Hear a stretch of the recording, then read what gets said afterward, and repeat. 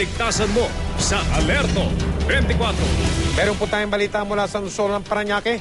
Sinalakay ng mga otoridad ang pinagtataguan ng isang lalaking wanted sa iba't ibang kaso. Si Emil Sumangin, naka-Alerto 24. Exclusivo. Sinasabing madulas at isang mapanganib na tao ang target ng police operation. Kaya't inatasan ng SWAT na alalayan ng intelligence unit ng Parañaque Police sa pagsisilbi ng arrest warrant. Ang target, ang 33 anyos na si Richie Binungkal alias Lupin. Ang target area, Sitio Malugay, Barangay San Martin de Porres, Parañaque City. Alinsunod sa napag-usapan sa briefing. Magsisilbing frontliner ang SWAT. Sinubok ng mga pulis na daanin muna sa diplomasya ang isasagawang pag-aresto. Pero paglitaw ng sinasabing kinakasama ng suspect at nang makipagdebate na ito sa mga pulis.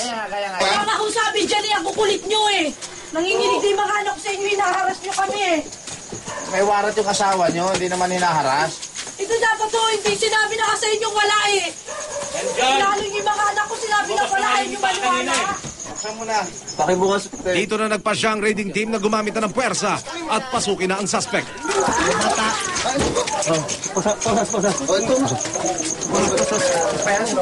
Maya-maya pa, nakalawit na ang suspect na si alias Lupin. Nagmamatigas nung una at ayaw magpaposas.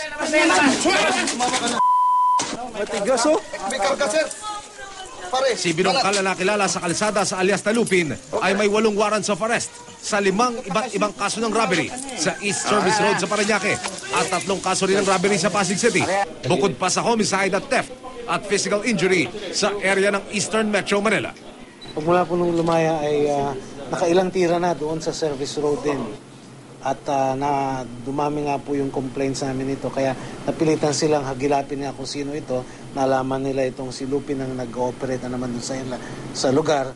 At mabutit nahuli na rin naman kaagad nila. Malaking sakit ng ulo po talaga ito. Emil Sumangil, Alerto 24.